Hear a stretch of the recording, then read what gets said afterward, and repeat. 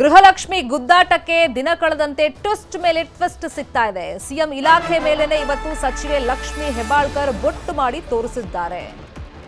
ಮೊನ್ನೆ ವಿಷಯ ಪ್ರಸ್ತಾಪ ಆಯಿತು. ಮಹೇಶ್ ತೆಂಗಿನಕಾಯಿ ಅವರು ಪ್ರಶ್ನೆ ಮಾಡ್ತಾರೆ. ಪರ್ಟಿಕ್ಯುಲರ್ ಆಗಿ ಫೆಬ್ರವರಿ ಮಾರ್ಚ್ ತಿಂಗಳ ಹಣ ಬಿಡುಗಡೆ ಆಗಿಲ್ಲ ಅಂತ ಹೇಳ್ತಾರೆ. ಅದಾದ್ಮೇಲೆ 5,000 ಕೋಟಿ ಹಣ ಎಲ್ಲಿ ಹೋಯಿತು ಅಂತ ಹೇಳಿ ಅದೇ ವಿಷಯವನ್ನ ಇಟ್ಕೊಂಡು ಬಿಜೆಪಿ ಅವರು ಪ್ರಶ್ನೆ ಮಾಡಿದಾಗ ಸದನಕ್ಕೆ ತಪ್ಪು ಮಾಹಿತಿ ಕೊಟ್ಟಿದ್ದೀರಾ ಅಂತೆಲ್ಲ ಸಚಿವೆ ಮೇಲೆ ಮುಗಿಬಿದ್ದಂತ ಸಂದರ್ಭದಲ್ಲಿ ವಿಷಾದ ವ್ಯಕ್ತಪಡಿಸ್ತೀನಿ, ನಾನು ಮಹಿಳೆ ಅನ್ನೋ ಕಾರಣಕ್ಕೆ ಈ ರೀತಿ ಮುಗಿ ಬೀಳ್ತಿದ್ದೀರಾ ಅಂತೆಲ್ಲ ಹೇಳ್ತಾರೆ ಲಕ್ಷ್ಮಿ ಹೆಬ್ಬಾಳ್ಕರ್. ಆದರೆ ಇವತ್ತು ನೋಡಿದ್ರೆ ಫಿನಾನ್ಸ್ ಡಿಪಾರ್ಟ್ಮೆಂಟ್ ಇರೋದು ಸಿಎಂ ಹತ್ರ, ಹಣಕಾಸು ಇಲಾಖೆಯಿಂದ ಫೈಲ್ ಕ್ಲಿಯರ್ ಆಗಿಲ್ಲ. ಕ್ಲಿಯರ್ ಆದ ತಕ್ಷಣ ನಾವು ಫೆಬ್ರವರಿ ಮತ್ತೆ ಮಾರ್ಚ್ ತಿಂಗಳ ಗೃಹಲಕ್ಷ್ಮಿ ಕಂತಿನ ಹಣವನ್ನ ಫಲಾನುಭವಿಗಳಿಗೆ ಹಾಕ್ತೀವಿ ಅಂತ ಹೇಳೋ ಮುಖೇನ ಈ ಎಲ್ಲ ಗೊಂದಲಗಳಿಗೆ ಏನು ಉತ್ತರವನ್ನ ಕೊಡಬೇಕಾಗಿತ್ತು ಲಕ್ಷ್ಮಿ ಹೆಬ್ಬಾಳ್ಕರ್ ಸದನದಲ್ಲಿ ತಪ್ಪು ಮಾಹಿತಿ ಕೊಟ್ಟಿದ್ರು. ಈಗ ಅದನ್ನ ಸಿಎಂ ಕಡೆಗೆ ತಿರುಗಿಸಿ ಬಿಟ್ಟಿದ್ದಾರೆ. ಅಂದ್ರೆ ಹಣಕಾಸು ಇಲಾಖೆಯಲ್ಲೇನೆ ಈ ಫಂಡ್ ರಿಲೀಸ್ ಆಗಿಲ್ಲ ಅಂತ ಹೇಳಿದ್ದಾರೆ.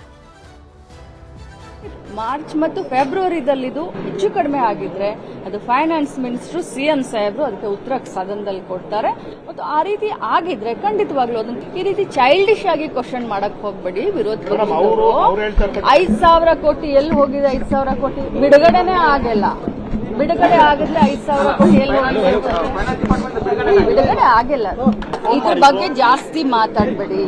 ಬಹಳ ಒಳ್ಳೆ ಯೋಜನೆಯನ್ನ ಕರ್ನಾಟಕ ರಾಜ್ಯ ಸರ್ಕಾರ, ಕಾಂಗ್ರೆಸ್ ಪಕ್ಷದ ಸರ್ಕಾರ ಮಹಿಳೆಯರಿಗೆ ಗೃಹಲಕ್ಷ್ಮಿ ಹಣವನ್ನು ಕೊಡ್ತಾ ಇದೆ. ಫೈನಾನ್ಸ್ ಡಿಪಾರ್ಟ್ಮೆಂಟ್ ನಿಂದ 23 ಕಂತು ಬಿಡುಗಡೆ ಆಗಿದೆ. 46,000 ರೂಪಾಯಿ ಇಂಡಿವಿಜುವಲ್ ಆಗಿ ಕೊಟ್ಟಿದ್ದೀವಿ.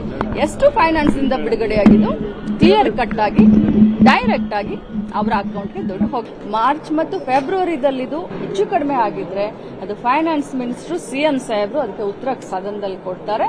ಮತ್ತು ಇದೇ ವಿಚಾರವಾಗಿ ಇನ್ನಷ್ಟು ಡೀಟೇಲ್ ಆಗಿ ಇನ್ಫಾರ್ಮೇಶನ್ ಕೊಡ್ತಾ ಹೋಗೋದಕ್ಕೆ ನೇರ ಸಂಪರ್ಕದಲ್ಲಿ ಕನೆಕ್ಟ್ ಆಗಿದ್ದಾರೆ ಬೆಳಗಾವಿಯಿಂದ ನಮ್ಮ political bureau head Chidanand Patel. Mahesh ತೆಂಗಿನಕಾಯಿ ಕೇಳಿದಂತ ಪ್ರಶ್ನೆಗೆ ಸರಿಯಾಗಿ ಮಾಹಿತಿ ಇಲ್ಲದೆ ಲಕ್ಷ್ಮಿ ಹೆಬ್ಬಾಳ್ಕರ್ ಉತ್ತರ ಕೊಟ್ಟು ಸಂಕಷ್ಟಕ್ಕೆ ಸಿಲುಕಿ ಪಕ್ಷವನ್ನು ಸಂಕಷ್ಟಕ್ಕೆ ಸಿಲುಕಿಸಿ ಈಗ ತಮ್ಮ ಮೇಲಿನ ಆರೋಪದಿಂದ ನುಣುಚಿಕೊಳ್ಳೋ ಪ್ರಯತ್ನವಾಗಿ ಸಿಎಂ ಮೇಲೆ ಹಾಕ್ತಾ ಇದ್ದಾರಾ?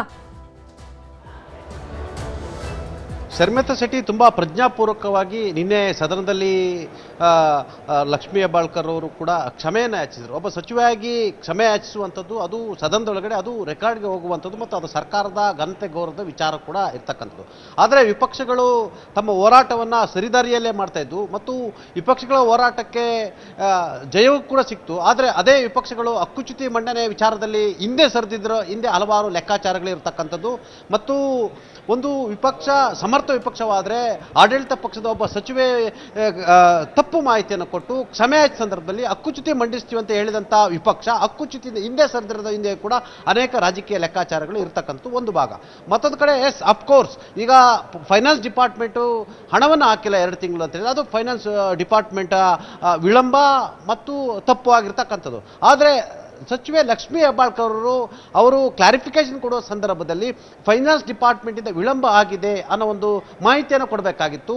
ಬದಲಾಗಿ ಎಲ್ಲೊಂದು ಕಡೆ ಫೆಬ್ರವರಿ ಮತ್ತು ಮಾರ್ಚ್ ಹಣವನ್ನು ಕೂಡ ಹಾಕಲಾಗಿದೆ ಅನ್ನೋ ಮುಖಾಂತರ DBT ಮಾಡಲಾಗಿದೆ ಅನ್ನೋ ಮುಖಾಂತರ ಎಲ್ಲೊಂದು ಕಡೆ ವಿಪಕ್ಷಗಳ ಪ್ರಶ್ನೆಗೆ ಎಲ್ಲೊಂದು ಕಡೆ ಅಷ್ಟೊಂದು ಸೀರಿಯಸ್ ಆಗಲ್ಲ ಅನ್ನೋ ದಾಟಿಯಲ್ಲಿ ಅವರು ಕೊಟ್ಟಂಥ ಉತ್ತರ ಕೊನೆಗೆ ಎಲ್ಲೊಂದು ಕಡೆ ಅವರೇ ಕ್ಷಮೆಯನ್ನು ಯಾಚಿಸುವಂಥ ಸ್ಥಿತಿ ನಿರ್ಮಾಣ ಆಗಿತ್ತು. ಎಸ್ ಅಫ್ಕೋರ್ಸ್ ಇದೀಗ ಸ್ವತಃ ಲಕ್ಷ್ಮಿ ಹೆಬ್ಬಾಳ್ಕರ್ ಈಗ ಹೇಳ್ತಿದ್ದಾರೆ ಫೈನಾನ್ಸ್ ಡಿಪಾರ್ಟ್ಮೆಂಟು ಹಣವನ್ನು ಹಾಕಿಲ್ಲ ಅಂತ ಹೇಳ್ತಿದ್ದಾರೆ. ಆದರೆ ಇದೇ ವರ್ಡನ್ನು ಸದನದ ಒಳಗಡೆ ಹೇಳಿದರೆ ಬಹುಶಃ ವಿಪಕ್ಷದ ಮುಂದೆ ಕ್ಷಮೆ ಯಾಚಿಸುವಂಥ ಪ್ರಸಂಗ ಬರ್ತಿರಲಿಲ್ಲ ಅನ್ನೋದು ಕೂಡ ಈಗ ಇದೀಗ ಆಗ್ತಿರ್ತಕ್ಕಂಥ ಚರ್ಚೆ ಇರುವಂಥದ್ದು. ಎಸ್ ಅಫ್ಕೋರ್ಸ್ ನೀವು ಹೇಳಂಗೆ ಇದೀಗ ಇಡೀ ಗೃಹಲಕ್ಷ್ಮಿ ವಿಚಾರದಲ್ಲಿ ಜಟಾಪಟಿ ಮತ್ತು ಲಕ್ಷ್ಮಿ ಹೆಬ್ಬಾಳ್ಕರ್ ಕೇಳಿರ್ತಕ್ಕಂಥ ಕ್ಷಮೆ ಎಲ್ಲವನ್ನು ಕೂಡ ಇದೀಗ ಫೈನಾನ್ಸ್ ಡಿಪಾರ್ಟ್ಮೆಂಟ್ ಹೆಸರಿನಲ್ಲಿ ಮುಖ್ಯಮಂತ್ರಿಯವರ ಅಂಡರ್ಲಿರ್ತಕ್ಕಂಥ ಫೈನಾನ್ಸ್ ಡಿಪಾರ್ಟ್ಮೆಂಟ್ಗೆ ಎಲ್ಲೊಂದು ಕಡೆ ಪ್ರಜ್ಞಾಪೂರ್ವಕವಾಗಿ ಬೆರಳು ತೋರಿಸುವ ಮುಖಾಂತರ ತಾವು ವಿಪಕ್ಷದಲ್ಲಿ ತಾವು ಎಲ್ಲೊಂದು ಕಡೆ ತಪ್ಪು ಮಾಹಿತಿ ಕೊಟ್ಟಿದ್ದನ್ನು ಮುಚ್ಚಾಕೋ ಪ್ರಯತ್ನವನ್ನು ಮಾಡ್ಬೋದು. ಆದರೆ ಬಹುಶಃ ಲಕ್ಷ್ಮಿ ಹೆಬ್ಬಾಳ್ಕರ್ ಅವರು ಹೇಳಿದ್ದು ಸರಿ ಇದೆ. ಅಂದರೆ ಫೈನಾನ್ಸ್ ಡಿಪಾರ್ಟ್ಮೆಂಟು ವಿಳಂಬ ಮಾಡಿರ್ತಕ್ಕಂಥದ್ದು ಹೇಳಿರುವಂಥದ್ದು ಫೈನಾನ್ಸ್ ಡಿಪಾರ್ಟ್ಮೆಂಟೇ ವಿಳಂಬ ಮಾಡಿರುವಂಥದ್ದು. ಆದರೆ ಅವರು ಸದನದಲ್ಲಿ ಪ್ರಜ್ಞಾಪೂರ್ವಕವಾಗಿ ಮಾತನಾಡಬೇಕು. ಸದನಕ್ಕೆ ತನ್ನದೇ ಆದ ಗೌರವ ಇರ್ತಕ್ಕಂಥದ್ದು. ಸದನದಲ್ಲಿ ಒಬ್ಬ ಜವಾಬ್ದಾರಿಯುತ ಸಚಿವೆಯಾಗಿ ಸದನದ ಸದಸ್ಯರಿಗೆ ತಪ್ಪು ಮಾಹಿತಿ ಕೊಡುವ ಮುಖಾಂತರ ದಿಕ್ಕು ತಪ್ಪಿಸಿದ್ರೆ ಅದು ಹಕ್ಕುಚ್ಯುತಿಗೆ ಬರುವಂಥ ವಿಚಾರ ಆಗಿರ್ತಕ್ಕಂಥದ್ದು. ಮತ್ತು ಸಾಮಾನ್ಯವಾಗಿ ಒಬ್ಬ ಸಚಿವೆಯರು ಸದನದೊಳಗಡೆ ಒಂದು ವಿಪಕ್ಷವಾಗಿ ಕ್ಷಮೆ ಯಾಚಿಸ್ತಾ ಅಂತ ಹೇಳಿದ್ರೆ ಅದು ಸರ್ಕಾರದ ವೈಫಲ್ಯ ಮತ್ತು ಸಚಿವೆಯ ವೈಫಲ್ಯ ಅನ್ನೋದು ಕೂಡ ಮತ್ತು ಇಲಾಖೆ ವೈಫಲ್ಯ ಅನ್ನೋದು ಸ್ಪಷ್ಟವಾಗಿ ಎದ್ದು ಕಾಣುವಂಥದ್ದು. ಹಾಗಾಗಿ ಫೈನಾನ್ಸ್ ಡಿಪಾರ್ಟ್ಮೆಂಟ್ರವರ ವಿಳಂಬ ಧೋರಣೆ, ಫೈನಾನ್ಸ್ ಡಿಪಾರ್ಟ್ಮೆಂಟ್ರ ತಪ್ಪು, ಅದನ್ನು ನೇರವಾಗಿ ಸದನದಲ್ಲಿ ಹೇಳುವ ಬದಲು ಎಲ್ಲೊಂದು ಕಡೆ ಹಣವನ್ನು ಹಾಕಿದ್ದೀವಿ ಅಂತ ಹೇಳುವ ಮುಖಾಂತರ ಸಿಕ್ಕಿ ಹಾಕಿಕೊಂಡಿರ್ತಕ್ಕಂಥ ಲಕ್ಷ್ಮೀ ಹೆಬ್ಬಾಳ್ಕರ್ ಇದೀಗ ಜ್ಞಾನೋದಯವಾಗಿ ಫೈನಾನ್ಸ್ ಡಿಪಾರ್ಟ್ಮೆಂಟ್ ವಿಳಂಬ ಅನ್ನೋ ಒಂದು ಮಾತನ್ನು ಹೇಳಿರ್ತಕ್ಕಂಥದ್ದು. ಆದರೆ ಈಗ ಕ್ಷಮೆ ಕೇಳಿದ್ದು ಯಾರು? ವಿಪಕ್ಷಗಳು ಎಲ್ಲೊಂದು ಕಡೆ ಆಕ್ರೋಶ ವ್ಯಕ್ತಪಡಿಸಿದ್ದು ಯಾರ ಮೇಲೆ?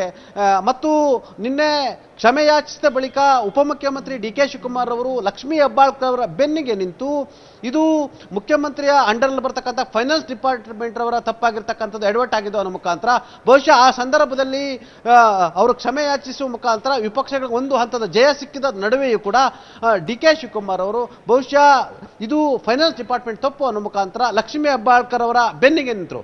ಇದೀಗ ಲಕ್ಷ್ಮೀ ಹೆಬ್ಬಾಳ್ಕರ್ ಕೂಡ ಇದು ಫೈನಾನ್ಸ್ ಡಿಪಾರ್ಟ್ಮೆಂಟ್ ವಿಳಂಬ ಅನ್ನೋ ಮುಖಾಂತರ ಇದೀಗ ಈ ಗ್ಯಾರಂಟಿ ಹಣ ಫೆಬ್ರವರಿ ಮತ್ತು ಮಾರ್ಚ್ಗೆ ಏನು ಫಲಾನುಭವಿಗಳಿಗೆ ಹಾಕದಿದ್ದಕ್ಕೆ ಹೊಣೆ ಯಾರು ಅಂತೇಳಿ ಅದು ಸಿದ್ದರಾಮಯ್ಯನ ಮುಖಾಂತರ ಇದೀಗ ವಿಪಕ್ಷಗಳಿಗೆ ಕೂಡ ನೀವು ನನ್ನನ್ನು ಮಾತ್ರ ಪ್ರಶ್ನೆ ಮಾಡುವಂಥದ್ದಲ್ಲ, ನಾನೊಬ್ಬ ಮಹಿಳೆ ಇದ್ದೀನಿ ಮತ್ತು ನನ್ನ ವಿರುದ್ಧ ಮಾತ್ರ ಆಕ್ರೋಶವನ್ನು ವ್ಯಕ್ತಪಡಿಸುವಂಥದ್ದಲ್ಲ, ಮುಖ್ಯಮಂತ್ರಿಗಳನ್ನು ಪ್ರಶ್ನೆ ಮಾಡಿ ಅನ್ನೋ ಮುಖಾಂತರ ಚೆಂಡನ್ನು ಇದೀಗ ಮುಖ್ಯಮಂತ್ರಿಗಳ ಅಂಗಳಕ್ಕೆ ಎಸೆದಿರ್ತಕ್ಕಂಥದ್ದು ಶರ್ಮಿತಾ ಶೆಟ್ಟಿ. ಫೈನ್. ಈಗ ಪರ್ಟಿಕ್ಯುಲರ್ ಆಗಿ ಇಲ್ಲಿ ಗದ್ದಲ ಉಂಟಾಗಿರೋದೇ ಫೆಬ್ರವರಿ ಮತ್ತೆ ಮಾರ್ಚ್ ತಿಂಗಳ ಕಂತಿನ ಹಣ ಫಲಾನುಭವಿಗಳಿಗೆ ಯಾಕೆ ಹೋಗಿಲ್ಲ?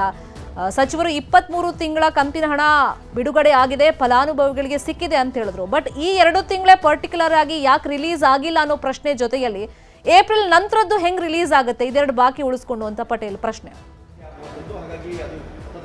ಎಸ್, ಅಫ್ಕೋರ್ಸ್ ಫೆಬ್ರವರಿ ಮಾರ್ಚ್ಗೆ ವಿಳಂಬ ಮಾಡಿರ್ತಕ್ಕಂಥ ಹಾಕಿಲ್ಲ, ಅದು ಫೈನಾನ್ಸ್ ಡಿಪಾರ್ಟ್ಮೆಂಟ್ ಮಾಡಿರ್ತಕ್ಕಂಥ ಅದು ಒಂದಷ್ಟು ಸ್ಟ್ರಾಟಜಿ ಅಂತಲೂ ಕೂಡ ಕೆಲವರು ಹೇಳ್ತಾರೆ.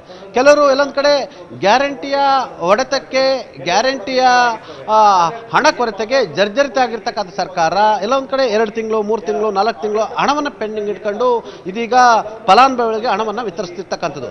ಲೇಟ್ ಮಾಡ್ಬೋದು, ಆದರೆ ಹಣವನ್ನು ಸರಿಯಾದ ಸಮಯಕ್ಕೆ ಆಗದಲ್ಲೇ ಇರ್ಬೋದು, ಆದರೆ ಲೇಟ್ ಆಗಿದ್ರು ಕೂಡ ಆಗ್ತಾ ಇರ್ತಕ್ಕಂಥದ್ದು. ಆದರೆ ಫೆಬ್ರವರಿ ಮಾರ್ಚ್ ಹಣವನ್ನು ಉಳಿಸ್ಕೊಂಡ್ರ ಮುಖಾಂತರ ಎಲ್ಲೊಂದು ಕಡೆ ಆ ಫೆಬ್ರವರಿ ಮಾರ್ಚ್ ಹಣವನ್ನು ಅದನ್ನು ಮುಂದುವರಿಸಿಕೊಂಡು ಅದನ್ನು ನವೆಂಬರ್ ಅಥವಾ ಡಿಸೆಂಬರ್ಗೆ ಹಾಕುವಂಥದ್ದು, ನವೆಂಬರ್ ಡಿಸೆಂಬರ್ ಹಣವನ್ನು ಮತ್ತೊಂದು 2 ತಿಂಗಳು ಬಿಟ್ಟು ಹಾಕುವಂಥದ್ದು. ಅಷ್ಟರೊಳಗಡೆ ಅದು ಚುನಾವಣಾ ತಂತ್ರಗಾರಿಕೆ ಭಾಗ ಕೂಡ ಆಗಿರ್ತಕ್ಕಂಥದ್ದು. ಪ್ರತಿ ಚುನಾವಣೆ ತಾವು ಗಮನಿಸಬಹುದು, ಅದು ಲೋಕಸಭೆ ಚುನಾವಣೆ ಇರುವಂಥದ್ದು ಮತ್ತು ಬೇರೆ ಬೇರೆ ಚುನಾವಣೆಗಳಿರ್ತಕ್ಕಂಥದ್ದು. ಆ ಚುನಾವಣೆ ಸಂದರ್ಭಕ್ಕೆ ತಕ್ಕಂತೆ ಒಂದೇ ಸರಿ 2 ಅಥವಾ 3 ಕಂತಿನ ಹಣವನ್ನು ಫಲಾನುಭವಿಗಳಿಗೆ ರಿಲೀಸ್ ಮಾಡುವ ಮುಖಾಂತರ ಚುನಾವಣಾ ಲಾಭವನ್ನು ಮಾಡುವ ಒಂದು ಲೆಕ್ಕಾಚಾರ ಇರ್ತಕ್ಕಂಥದ್ದು. ತಮಗೆ ಗೊತ್ತಿರಲಿ, ಕರ್ನಾಟಕ ರಾಜ್ಯದಲ್ಲಿ ಗೃಹಲಕ್ಷ್ಮಿ ಒಟ್ಟಾರೆ ಫಲಾನುಭವಿಗಳು 1,24,00,000 ಮಹಿಳೆಯರಿರ್ತಕ್ಕಂಥದ್ದು. ಅಂದರೆ 1,24,00,000 ಮಹಿಳೆಯರಿಗೆ, ಗೃಹಲಕ್ಷ್ಮಿಯರಿಗೆ ಹೋಗುವಂಥದ್ದು, ಯಜಮಾನಿಯರಿಗೆ ಹೋಗುವಂಥದ್ದು.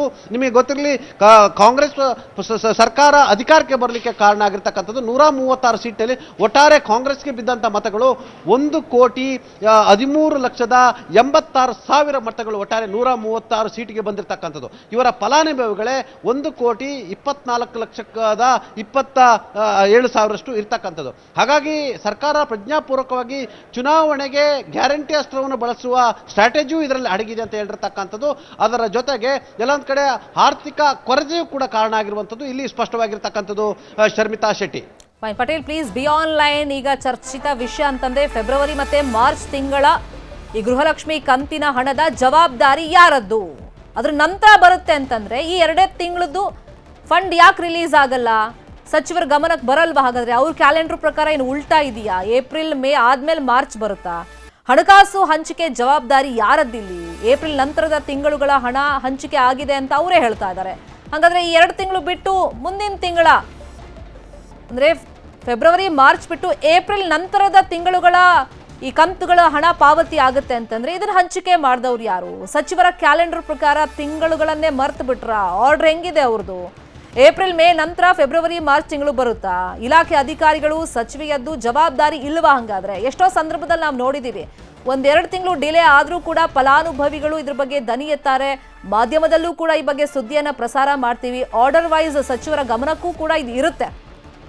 ಬಟ್ ಇಲ್ಲಿ ಪಾಯಿಂಟ್ ಔಟ್ ಮಾಡಿ ತೋರಿಸಿದಾಗ ಈ ಬಗ್ಗೆ ಮಾಹಿತಿ ಇಲ್ಲ, ಫಿನಾನ್ಸ್ ಡಿಪಾರ್ಟ್ಮೆಂಟ್ ಇಂದ ಫಂಡ್ ರಿಲೀಸ್ ಆಗಿಲ್ಲ, ಸಿಎಂ ಜೊತೆಯಲ್ಲಿ ಮಾತಾಡಬೇಕು, ಇಂಥದ್ದೆಲ್ಲ ಇವಾಗ ಉತ್ತರಗಳನ್ನ ಸಚಿವರು ಕೊಡೋ ಮುಖೇನ ತಮ್ಮ ಮೇಲೆ ಬಂದಿರುವಂತ ಆರೋಪ ಅಪರಾಧದ ಬಗ್ಗೆ ನುಣುಚಿಕೊಳ್ಳೋ ಪ್ರಯತ್ನ ಮಾಡ್ತಿದ್ದಾರಾ ಅಂತ ಸಹಜವಾಗಿ ಅನ್ಸುತ್ತೆ.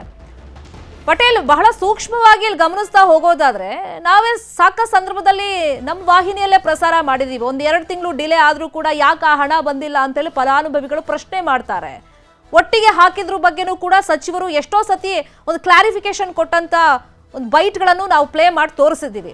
ಬಟ್ ಇಲ್ಲಿ ಒಂದ್ಸತಿ 23 ಕಂತುಗಳು ಕ್ಲಿಯರ್ ಆಗಿದೆ ಅಂತ ಹೇಳ್ತಾರೆ. ಬಟ್ ಮಧ್ಯದಲ್ಲಿ 2 ಮಿಸ್ ಆಗೋದು ಹೆಂಗೆ? ಇಲ್ಲಿ ಸಚಿವರದ್ದು ಜವಾಬ್ದಾರಿ ಇರುತ್ತೆ, ಇಲಾಖೆ ಅಧಿಕಾರಿಗಳದ್ದು ಜವಾಬ್ದಾರಿ ಇರುತ್ತೆ. ಅವ್ರ ಕ್ಯಾಲೆಂಡರ್ ಪ್ರಕಾರ ಹೆಂಗಿದೆ? ಹಂಗಾದ್ರೆ ಏಪ್ರಿಲ್ ಮೇ ಆದ್ಮೇಲೆ ಮಾರ್ಚ್ ಮತ್ತೆ ಫೆಬ್ರವರಿ ಬರುತ್ತಾ? Good question Sharmita. ನಾನು ನಿಮಗೆ ಅದನ್ನೇ ಹೇಳಿದ್ದು, ಇದು ಪ್ರಜ್ಞಾಪೂರ್ವಕವಾಗಿ ವಿಪಕ್ಷಗಳಂದ್ರೆ ನೋಡಿ, ವಿಪಕ್ಷಗಳು ನಿಷ್ಕ್ರಿಯ ಆಗಿದೆ, ಕ್ರಿಯಾಶೀಲವಾಗಿ ಇಲ್ಲ ಅನ್ನೋ ಒಂದು ಕಾರಣಕ್ಕಾಗಿ ಮಹೇಶ್ ತೆಂಗಿನಕಾಯಿ ಅವರು ಕೇಳಿದ ಪ್ರಶ್ನೆಗೆ ನಾವು ಎಲ್ಲ ಹಣವನ್ನು ಹಾಕಿದೀವಿ ಆಗಸ್ಟ್ವರೆಗೆ ಅಂತ ಹೇಳಿರ್ತಕ್ಕಂಥದ್ದು, ಮತ್ತು ಫೆಬ್ರವರಿ ಮಾರ್ಚ್ ಹಣವನ್ನು ಕೂಡ ಹಾಕಿದೀವಿ ಅಂತ ಹೇಳಿರ್ತಕ್ಕಂಥ ಆ ಮುಖಾಂತರದಲ್ಲಿ ಪ್ರಜ್ಞಾಪೂರ್ವಕವಾಗಿ ತಪ್ಪು ಮಾಹಿತಿಯನ್ನು ಕೊಟ್ಟಿರ್ತಕ್ಕಂಥದ್ದು. ಮತ್ತು ಇಡೀ ಗ್ಯಾರಂಟಿ ಸ್ಕೀಮ್ ಸಂಬಂಧಪಟ್ಟಗೆ ಅವ್ರದೇ ಇಲಾಖೆ ಸ್ಕೀಮ್ ಆಗಿರ್ತಕ್ಕಂಥದ್ದು. ಹಾಗಾದರೆ ಫೈನಾನ್ಸ್ ಡಿಪಾರ್ಟ್ಮೆಂಟಿಂದ ಫೆಬ್ರವರಿ ಮಾರ್ಚ್ ಹಣವನ್ನು ಹಾಕಿಲ್ಲ ಅಂತ ಹೇಳಿದ್ರೆ ಇವರು ಹಾಕಿಸ್ಬೇಕಾಗಿತ್ತು, ಮತ್ತು ಯಾಕೆ ಹಾಕಿಲ್ಲ ಅಂತ ಪ್ರಶ್ನೆಯನ್ನು ಮಾಡಬೇಕಾಗಿತ್ತು, ಮತ್ತು ಮುಖ್ಯಮಂತ್ರಿಗಳನ್ನ ಪ್ರಶ್ನೆ ಮಾಡಬೇಕಿತ್ತು, ಮತ್ತು ಫೈನಾನ್ಸ್ ಇಲಾಖೆ ಸೆಕ್ರೆಟರಿಯನ್ನು ಪ್ರಶ್ನೆ ಮಾಡಬೇಕಿತ್ತು. ಆದರೆ ಇಲ್ಲಿ ತಪ್ಪು ಮಾಡಿರ್ತಕ್ಕಂಥ ಒಂದು ಕಡೆ ಲಕ್ಷ್ಮೀ ಹೆಬ್ಬಾಳ್ಕರ್ ತಪ್ಪು ಹೇಳಿಕೆ ಕೊಟ್ಟಿರ್ತಕ್ಕಂಥ, ಮತ್ತು ಫೈನಾನ್ಸ್ ಇಲಾಖೆಯ ವಿಳಂಬ ಧೋರಣೆ ಕೂಡ ಕಾರಣ ಆಗಿರ್ತಕ್ಕಂಥದ್ದು. ಇಲ್ಲಿ ಇಬ್ಬರು ಕೂಡ ತಪ್ಪು ಮಾಡಿರ್ತಕ್ಕಂಥ, ಒಂದು ಕಡೆ ಮುಖ್ಯಮಂತ್ರಿಯವರ ಅಂಡರ್ಗೆ ಬರ್ತಕ್ಕಂಥ ಫೈನಾನ್ಸ್ ಡಿಪಾರ್ಟ್ಮೆಂಟು, ಮತ್ತೊಂದು ಕಡೆ ಈ ಫೈನಾನ್ಸ್ ಡಿಪಾರ್ಟ್ಮೆಂಟ್ ಹಾಕಿಲ್ಲ ಅಂತೆಲ್ಲ ಅದು ಪ್ರಶ್ನೆ ಮಾಡ್ತಕ್ಕಂಥದ್ದು, ಫಾಲೋಅಪ್ ಮಾಡ್ತಕ್ಕಂಥದ್ದು ಇಲಾಖೆಯ ಗುರುತರ ಜವಾಬ್ದಾರಿ, ಮತ್ತು ಇಲಾಖೆ ಅಧಿಕಾರಿಗಳ ಜವಾಬ್ದಾರಿ, ಇಲಾಖೆಯನ್ನು ನಿರ್ವಹಣೆ ಮಾಡ್ತಕ್ಕಂಥ ಸಚಿವೆ ಲಕ್ಷ್ಮೀ ಹೆಬ್ಬಾಳ್ಕರ್ ಜವಾಬ್ದಾರಿ. ಆದರೆ ಎಲ್ಲರೂ ಕೂಡ ಇಲ್ಲಿ ಜವಾಬ್ದಾರಿಯನ್ನು ಮರೆತಿದ್ದಾರೆ. ಆ ಮುಖಾಂತರ ಫೆಬ್ರವರಿ ಮಾರ್ಚ್ ಹಣವನ್ನು ಯಾಕೆ ಹಾಕಿಲ್ಲ ಅನ್ನೋದಕ್ಕೆ ಸ್ಪಷ್ಟ ಉತ್ತರವನ್ನು ಕೊಡ್ಲಿಕ್ಕಾಗಿಲ್ಲ. ಎಲ್ಲೊಂದ್ ಕಡೆ ಸದನದ ಶಾಸಕರು ಕೇಳಿದಂತ ಪ್ರಶ್ನೆಗೆ ಎಲ್ಲೊಂದ್ ಕಡೆ ತಪ್ಪು ಮಾಹಿತಿ ಕೊಡುವ ಮುಖಾಂತರ ತಪ್ಪು ದಾರಿಗೆ ಎಳೆಯುವ ಪ್ರಯತ್ನವನ್ನು ಮಾಡಿದ್ದಾರೆ ಎಂಬ ಗಂಭೀರ ಆರೋಪ ಬಂದಿರತಕ್ಕಂಥ. ಒಟ್ಟಾರೆ ಇದೀಗ ಲಕ್ಷ್ಮೀ ಹೆಬ್ಬಾಳ್ಕರ್ ಅವರು ಸದನದಲ್ಲಿ ತಪ್ಪು ಮಾಹಿತಿ ಕೊಟ್ಟು ಅಲ್ಲಿ ಕ್ಷಮೆ ಯಾಚಿಸಿರ್ತಕ್ಕಂಥದ್ದು ಮುಖಾಂತರ ಎಲ್ಲೊಂದು ಕಡೆ ಪರೋಕ್ಷವಾಗಿ ಒಬ್ಬ ಸಚಿವೆಯಾಗಿ ತಪ್ಪು ಮಾಹಿತಿ ಕೊಡುವ ಮುಖಾಂತರ ಕ್ಷಮೆ ಯಾಚಿಸಿದೆ ಅಂತ ಹೇಳಿದ್ರೆ ಅವರ ಇಲಾಖೆ ವೈಖರಿ ಮತ್ತು ಅವರು ಇಲಾಖೆಯಲ್ಲಿ ಎಷ್ಟು ಹಿಡಿತ ಹೊಂದಿದ್ದಾರೆ, ಮತ್ತು ಅವರದೇ ಇಲಾಖೆಯ ಅತ್ಯಂತ ಜನಪ್ರಿಯ ಯೋಜನೆ ಆಗಿರ್ತಕ್ಕಂಥ ಗೃಹಲಕ್ಷ್ಮಿ ಯೋಜನೆಯ ಮಾಹಿತಿ ಎಷ್ಟಿದೆ ಅನ್ನೋದು ಅಲ್ಲಿ ಗೊತ್ತಾಗಿರ್ತಕ್ಕಂಥದ್ದು. ಆ ಮುಖಾಂತರ ವಿಷಾದ ವ್ಯಕ್ತಪಡಿಸುವ ಮುಖಾಂತರ, ಕ್ಷಮೆ ಕೇಳುವ ಮುಖಾಂತರ, ತಾವೇ ಮಾಡಿದ ತಪ್ಪು ಮಾಹಿತಿಗೆ ತಾವೇ ಕ್ಷಮೆ ಯಾಚಿಸುವ ಮುಖಾಂತರ ಎಲ್ಲೊಂದು ಕಡೆ ಪರೋಕ್ಷವಾಗಿ ಇದು ಅವರಿಗೆ ಅವರ ರಾಜಕೀಯವಾಗಿ ಮತ್ತು ಎಲ್ಲೊಂದು ಕಡೆ ಸಚಿವೆಯಾಗಿ ಇದು ಅತಿ ದೊಡ್ಡ ಎಲ್ಲೊಂದು ಕಡೆ ತಪ್ಪು ಮಾಡಿರ್ತಕ್ಕಂಥ ಮತ್ತು ರಾಜಕೀಯ ಹಿನ್ನಡೆ ಅಂತೇಳಿ ತಪ್ಪಾಗಲಾರ್ದು. ಇದೀಗ ಅವರು ಫೈನಾನ್ಸ್ ಡಿಪಾರ್ಟ್ಮೆಂಟಲ್ಲಿ ಫೈನಾನ್ಸ್ ಡಿಪಾರ್ಟ್ಮೆಂಟ್ ಚೆಂಡನ್ನು ಎಸ್ತಿರ್ತಕ್ಕಂಥ, ಅದು ಮುಖ್ಯಮಂತ್ರಿ ಅಂಡರ್ಗೆ ಬರ್ತಕ್ಕಂಥದ್ದು. ಹಾಗಾಗಿ ಇದೀಗ ಲಕ್ಷ್ಮೀ ಹೆಬ್ಬಾಳ್ಕರ್ ಉತ್ತರವನ್ನು ಕೊಡಬೇಕು, ಲಕ್ಷ್ಮೀ ಹೆಬ್ಬಾಳ್ಕರ್ ಕೂಡ ಜವಾಬ್ದಾರಿ ಇರ್ತಕ್ಕಂಥದ್ದು. ಅಟ್ ದ ಸೇಮ್ ಟೈಮ್ ಮುಖ್ಯಮಂತ್ರಿಗಳು ಕೂಡ ಇದರದ ಗುರುತರ ಜವಾಬ್ದಾರಿ ಇರ್ತಕ್ಕಂಥದ್ದು. ಫೈನಾನ್ಸ್ ಡಿಪಾರ್ಟ್ಮೆಂಟ್ ಯಾಕೆ ಹಣ ಹಾಕಿಲ್ಲ ಅಂದ್ರೆ ಅದ್ರ ಹಿಂದೆ ಏನು, ಅಥವಾ ಆರ್ಥಿಕ ಸಂಕಷ್ಟವ, ಅಥವಾ ನೆಗ್ಲಿಜೆನ್ಸಿವ, ಅಥವಾ ವಿಳಂಬ ಧೋರಣೆಯ, ಇದೆಲ್ಲದಕ್ಕೂ ಕೂಡ ಲಕ್ಷ್ಮೀ ಹೆಬ್ಬಾಳ್ಕರ್ ಉತ್ತರ ಕೊಡಬೇಕು. ಅಟ್ ದ ಸೇಮ್ ಟೈಮ್ ಮುಖ್ಯಮಂತ್ರಿಗಳು ಕೂಡ ಇದಕ್ಕೆ ಉತ್ತರವನ್ನು ಕೊಡಬೇಕಾಗಿರ್ತಕ್ಕಂಥ ಪರಿಸ್ಥಿತಿ ಈಗ ಒದಗಿ ಬಂದಿರತಕ್ಕಂಥದ್ದು. ಶರ್ಮಿತಾ ಶೆಟ್ಟಿ. ಫಾಲೋ ಅಪ್ ಮಾಡೋಣ ಸುದ್ದಿ ಪಟೇಲ್.